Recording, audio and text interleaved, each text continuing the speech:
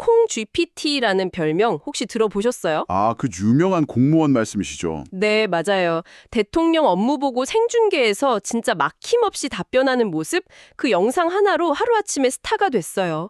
바로 변상문 농림축산식품부 식량정책관인데요. 그 영상이 퍼지면서 대중적인 인지도는 엄청나게 올라갔죠. 그렇죠. 그런데 오늘 저희가 들여다볼 자료들을 보면요.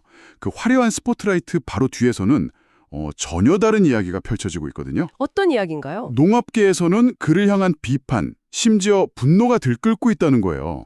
그 유명했던 답변이 사실은 심각하게 왜곡된 거였다. 그리고 그가 주도한 정책들이 현장에 엄청난 고통을 줬다.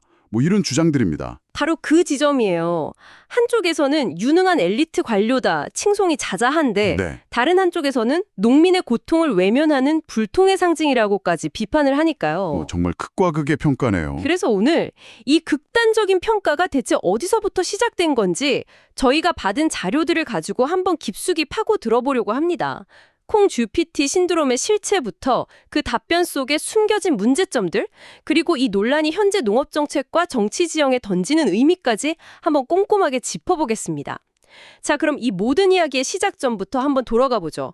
2025년 11월 11일이었어요. 네, 그 유명한 업무 보고 날이죠. 맞아요. 이재명 대통령에게 농식품부가 업무 보고를 하는 자리였는데 생중계로 진행됐거든요. 아, 생중계였군요. 네, 여기서 변상문 국장이 GMO 콩 수입량이나 국내 생산량 같은 사실 꽤 복잡한 현안들이잖아요. 그렇죠. 숫자도 많고. 네, 이걸 원고 하나 없이 줄줄 답변하는 모습이 그대로 방송을 탄 거죠. 와, 그 장면이 정말 엄청난 파장을 일으켰어요. 대통령실에서는 바로 업무 보고의 모범 사례다, 이렇게 치켜 세웠고요. 네네. SNS나 온라인 커뮤니티에서는 난리가 났죠. 인간 챗 GPT다 이러면서 콩 GPT라는 별명을 딱 붙여준 거예요. 순식간에 숫자에 강하고 실무를 완벽하게 꿰고 있는 유능한 관료라는 이미지가 확 만들어진 거네요. 바로 그거죠. 보통 이런 일은 그냥 해프닝으로 끝날 수도 있는데 이건 좀 차원이 달랐어요. 파격적인 차관 후보설까지 불거졌으니까요. 저도 그 소식 듣고 정말 놀랐어요. 아니, 국장으로 승진한 지 10개월도 안 된 분이 중간 직급인 실장을 건너뛰고 바로 차관으로 간다. 이게 농식품부 내부에서는 거의 상상하기 힘든 일이잖아요. 전례가 거의 없는 일이죠. 조직 내 인사체계를 완전히 뒤흔드는 그야말로 파격적인 발탁이니까요. 그런데 더 놀라운 건 뭔지 아세요? 뭔가요? 이 모든 이야기의 근거가 단 하나였다는 거예요. 바로 그 1분 남짓한 업무보고 영상. 아, 그 영상 하나가 한 사람을 차관 후보로까지 밀어 올린 셈이네요. 그렇죠. 정말 대단한 파급력이었던 거죠. 좋습니다. 그럼 이제 그 완벽했던 답변이 과연 정말 완벽했는지 그 내용을 하나씩 자세히 들여다보죠. 여기서부터 정말 흥미로워집니다. 네, 저도 이 부분이 가장 궁금했어요. 농업계 전문가들이나 단체들이 제기하는 가장 핵심적인 비판이 바로 그 답변 내용 자체에 심각한 오류와 어쩌면 의도적인 왜곡이 있다는 거거든요. 네, 자료에 나온 대표적인 오류 몇 가지만 좀 짚어볼게요. 우선 국내 콩 생산량부터 볼까요? 네, 그게 첫 번째 문제였죠. 13,000톤이요. 근데 그게 실제 정부 공식 통계나 한국농촌경제연구원 같은 곳의 전망치랑 많이 다른가요? 많이 다른 수준이 아니에요. 당시 공식 전망치는 15만 톤을 훌쩍 넘었어요. 15만 톤이요? 네. 그가 말한 8만 3천 톤은 그 절반 수준에도 못 미치는 숫자예요. 와, 이건 단순한 차고나 오차라고 보기에는 차이가 너무 큰데요? 거의 절반 가까이 축소해서 보고한 거잖아요. 그렇죠. 식량정책 책임자가 생산량 전망을 절반으로 줄여서 보고했다는 건데 이건 그냥 넘어갈 수 있는 문제가 아니죠. 그러네요. 다른 것도 한번 볼까요? 전문당용 옥수수에 대한 발언도 논란이 아주 크더라고요. 맞아요. 그가 전분당을 만드는 옥수수는 논-GMO라고 아주 단언을 했어요. 네, 저도 그 부분 똑똑히 들었어요. 하지만 이건 명백히 사실과 다릅니다. 자료를 보면요. 수입 GMO 옥수수의 가장 대표적인 사용처 중 하나가 바로 전분당이에요. 아, 그래요? 네. 심지어 GMO 완전 표시제 도입을 가장 강하게 반대하는 단체 중 하나가 바로 한국 전문당협회일 정도예요. 잠깐만요. 그럼 어떻게 생방송에서 대통령한테 넌 GMO라고 그렇게 자신 있게 말할 수가 있는 거죠?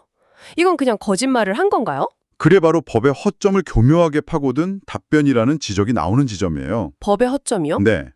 현행법상 원료는 GMO를 썼더라도 최종 생산물, 그러니까 우리가 먹는 과자나 음료수에 들어가는 액상과당 같은 제품에서 유전자 변형 단백질이 검출되지 않으면요. 아하. 그러니까 원료는 GMO 옥수수인데 가공 과정에서 그 성분이 사라지니까 최종 제품에는 표시 의무가 없다. 이 말이군요. 정확합니다. 와, 법적으로는 틀린 말이 아니지만 사실상 국민들이나 대통령이 듣기에는 오해를 불러일으키기 딱 좋은 답변이네요. 그렇죠. 그런 복잡한 배경은 싹 빼놓고 논 GMO라고 단정 지어버린 거죠. 심지어 대통령이 국민들이 믿을 만한가라고 되물었을 때도 주저없이 그렇다고 확신에 차서 답한 부분 때문에 더 큰 비판을 받고 있어요. 두부용 콩에 대한 답변도 비슷한 맥락의 문제가 있는 거죠. 식용 두부는 논 GMO다. 이 발언이요. 네, 이것도 아주 비슷한 논리예요. 국내 GMO 표시제에서는요. 수입 과정에서 의도치 않게 섞일 수 있는 혼입치를 3%까지는 허용해 주거든요. 3%까지는 괜찮다. 네, 그리고 3% 미만으로 섞인 경우에는 불검출로 표기할 수 있게 되어 있어요. 그럼 제가 마트에서 사는 그 논 GMO 표시 두부에도 실제로는 GMO 콩 성분이 들어있을 수도 있다는 거네요. 3% 미만으로요. 바로 그겁니다. 비판하는 측의 핵심 주장이 바로 그거예요. 실제 수입 콩으로 만든 두부에서는 GMO 성분이 검출되는데도 법 규정상 불검출로 표기된다는 이유만으로 논-GMO라고 단정하는 건 소비자의 불안감을 전혀 고려하지 않은 기계적인 답변이라는 거죠. 종합해보면 이 콩 GPT의 칼 답변이라는 게 사실은 숫자를 의도적으로 축소하거나 법의 허점을 이용해서 사실관계를 왜곡한 것에 가깝다. 이런 거네요. 네, 그런 비판이 나오는 거죠. 자료들을 보면 두 가지 가능성을 제기하고 있어요. 그가 정말 이 사실들을 몰랐거나 아니면 알면서도 의도적으로 GMO 유통 현황을 축소 보고했거나 어느 쪽이든 식량정책 책임자로서 심각한 문제 아닌가요? 맞습니다. 그리고 농업계의 분노는 단순히 그날의 답변 내용에만 머무르지 않아요. 자료들을 좀 더 깊이 들여다보면요. 이 분노가 그의 고질적인 태도와 그가 주도해온 정책 그 자체를 향하고 있다는 걸 알 수 있습니다. 네, 그 부분이 정말 중요해 보여요. 단순히 말을 한 번 잘못한 게 아니라 그의 평소 스타일과 정책 방향에 대한 불만이 이번 일을 계기로 그냥 터져 나온 거라는 거죠. 정확합니다. 현장과의 소통 문제가 아주 심각했다고 하던데요. 여러 농민단체들이 거의 공통적으로 증언하는 내용이에요. 변 국장이 현장과의 소통을 극도로 기피한다는 거죠. 극도로 기피한다고요? 네. 이전 국장들과는 달리 농민단체 대표가 전화를 걸어도 본인이 직접 받지 않고 부하 직원을 통한다든가 하는 식으로 굉장히 고압적인 태도를 보인다는 내용이 자료에 포함되어 있어요. 현장과 소통하지 않는 관료라 정책을 만드는데 가장 중요한 감각을 잃기 쉬울 텐데요. 바로 그 때문에 현장 감각이 매우 취약하다. 이런 평가를 받는다고 해요. 심지어 비판적인 기사를 쓴 언론에는 적개심을 드러내고 부처 내에서도 예의와 관련된 구설수가 있다는 이야기까지 나올 정도니까요. 그리고 이런 소통의 두재가 결국 정책의 실패로 이어졌다. 이게 농업계의 핵심 주장이군요. 그렇죠. 대표적인 사례로 논콩 사업이 꼽히던데요. 네, 그 논콩 사업은 그의 정책 스타일을 상징적으로 보여주는 사례로 많이 언급돼요. 어떤 사업이었죠? 정부가 쌀이 너무 많이 생산되니까 그 대안으로 논에 콩을 심으라고 강력하게 독려했어요. 헥타르당 250만 원씩 지원금도 줬고요. 쌀 과잉 생산을 막는다는 취지는 좋아 보이는데요. 뭐가 문제였을까요? 문제는 그 다음이었어요. 당연히 콩 생산량이 늘어날 게 뻔한데 정부가 정작 늘어난 콩을 어떻게 처리할지에 대한 대책, 예를 들어서 수매 계획 같은 걸 제대로 세우지 않은 거예요. 아니 생산만 장려하고 대책이 없었다고요? 네. 결국 시장에 콩이 쏟아져 나오면서 콩 가격이 폭락해버렸어요. 정부 말만 믿고 콩 농사를 시작했던 농민들은 물론이고 원래 콩 농사를 짓던 기존 농가까지 다 같이 피해를 보게 된 거군요. 그쵸. 그래서 숫자는 기가 막히게 잘 외우지만 그 숫자가 농민에게 어떤 고통을 주는지에는 관심이 없다는 식의 아주 뼈아픈 비판이 바로 이런 배경에서 나온 겁니다. 쌀 정책 자체에 대한 비판도 만만치 않더라고요. 네, 변 국장은 벼재배 면적 8만 헥타르 강제 감축 같은 쌀 감산 정책을 아주 강력하게 밀어붙인 장본인 중 하나로 지목이 돼요. 그 결과 역대 최저 수준의 쌀 생산량을 기록했고 이게 오히려 쌀값 불안정으로 이어졌다. 이런 책임론이 제기되고 있죠. 특히 한 토론회에서 했던 발언이 농민들의 분노에 기름을 부었어요. 어떤 발언이었길래요? 쌀이 건강해적으로 취급받고 있다. 쌀이 귀해지려면 남으면 안 된다. 그래서 재배 면적을 줄이고 있다는 취지의 발언이었어요. 와, 농민들 입장에서는 정부가 수입쌀을 줄일 노력은 안 하면서 쌀값 하락의 책임을 마치 농민들이 쌀을 너무 많이 생산한 탓으로 돌리는 것처럼 들렸던 거죠. 엄청난 반발을 샀습니다. 알겠습니다. 그러니까 답변 내용의 오류, 현장과의 불통, 그리고 정책 실패까지 농민들의 불만이 정말 수년간 차곡차곡 쌓여왔던 거네요. 네, 그렇게 볼 수 있죠. 그런데 이 문제가 왜 이렇게까지 정치적으로 증폭되고 있는 걸까요? 여기에는 더 큰 그림이 있는 것 같아요. 맞아요. 이 논란은 송미령 농식품부 장관의 유임 문제와 정면으로 맞물려 있습니다. 아, 장관 유임 문제요? 네, 농민단체들은 이전 윤석열 정부의 농업정책을 내란 농정이라는 정말 강한 표현으로 규정하면서 비판해 왔거든요. 내란 농정이요? 나라를 어지럽히는 수준의 농업 정책이라는 의미인가요? 굉장히 격한 표현이네요. 네, 그만큼 정부 정책에 대한 불신과 분노가 컸다는 뜻이죠. 그런데 정권이 바뀌었는데도 그 내란 농정의 책임자로 꼽히는 송미령 장관이 이재명 정부에서도 유임이 되면서 농업계의 불만이 이미 한계에 달해 있던 상황이었어요. 그런 상황에서 내란 농정의 공범으로까지 지목되는 변상문 국장을 차관으로 발탁한다는 소식이 들려왔으니 이건 정말 불에 기름을 붓는 격이었던 거죠. 그랬겠네요. 정확합니다. 그래서 국민과 함께하는 농민의 길이나 전국 먹거리 연대 같은 주요 농민단체들이 지난 12월 17일에 공동 성명을 낸 거예요. 성명서까지 냈군요. 네, 이 성명서의 표현을 보면 상황이 얼마나 심각한지 알 수 있어요.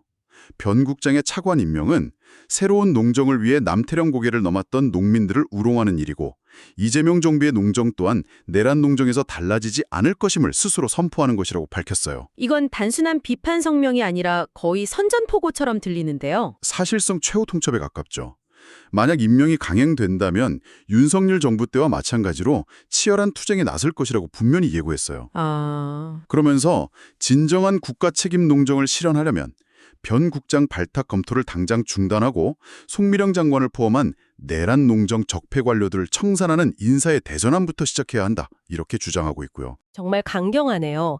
정리해 보겠습니다. 우리는 오늘 콩GPT라는 아주 화려한 별명을 달고 혜성처럼 등장한 한 고위 관료의 이야기를 따라가 봤습니다. 대중에게는 데이터에 기반한 유능함의 상징처럼 보였지만 네.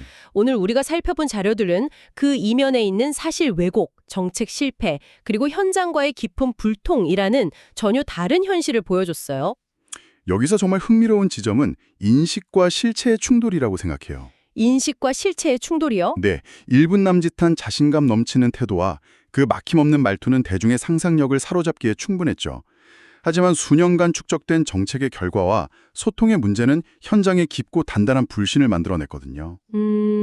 미디어를 통해 유능함이라는 서사가 얼마나 쉽게 만들어지고 또 현장의 엄밀한 검증 앞에서 얼마나 허무하게 무너질 수 있는지를 보여주는 아주 인상적인 사례라고 할 수 있어요. 이 모든 상황은 결국 우리에게 생각해 볼 만한 질문 하나를 남기는 것 같습니다. 어떤 질문일까요? 이렇게 빠르고 화려한 미디어가 모든 것을 지배하는 오늘날 우리는 한 인물의 진짜 유능함을 무엇으로 판단해야 할까요? 자신감 넘치는 목소리로 데이터를 나열하는 그럴듯한 모습일까요? 아니면 그 데이터에 기반한 결정이 평범한 사람들의 삶에 미치는 실질적인 영향일까요? 그리고 만약 그 둘이 정면으로 충돌할 때 우리는 과연 무엇을 더 중요하게 여겨야 할까요?